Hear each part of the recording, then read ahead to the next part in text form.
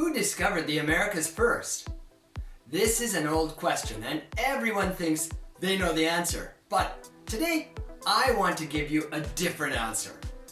Along the way, we'll take a look at the mystery of the Polynesians, a sideways view of sweet potatoes, and one of my childhood heroes, Thor Heyerdahl, along with some DNA studies.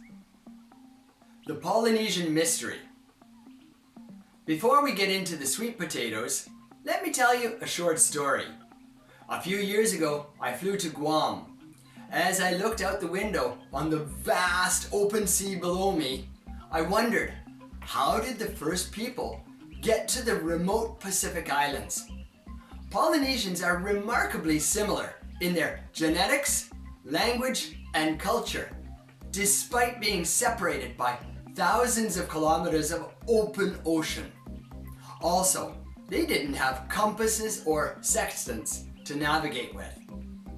The Polynesians didn't have a written language.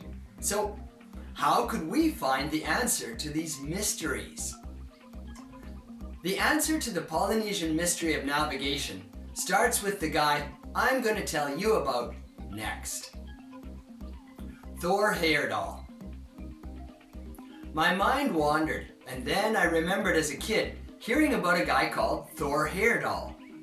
He was an explorer who thought the Polynesians got to the islands just by floating there on big rafts.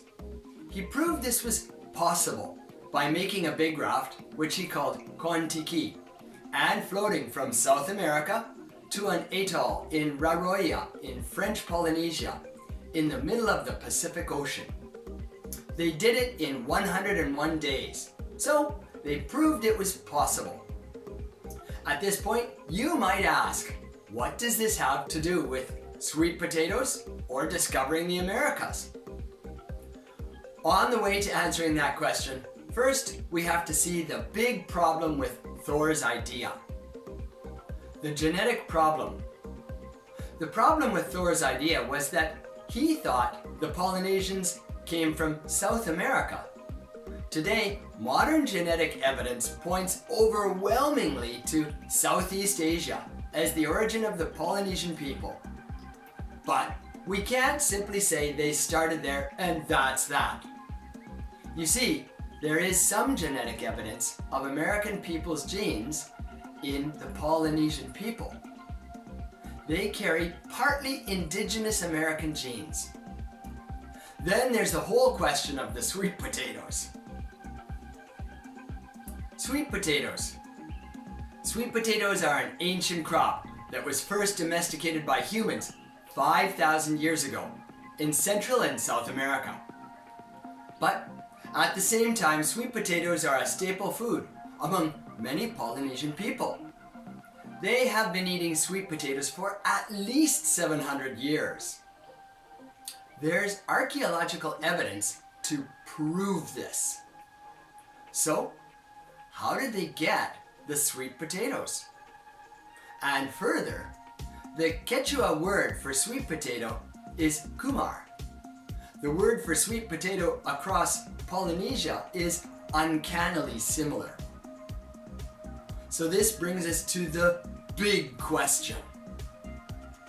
Who discovered the Americas first? Well, this is a great question, but it's also a silly one. It's silly because, obviously, the indigenous people first discovered the Americas. But it is still interesting because that was a long, long time ago. And we like to know who has rediscovered the Americas since then. Of course, there is Christopher Columbus. Then there are the slightly controversial voyages made by some Norse peoples, including Leif Erikson.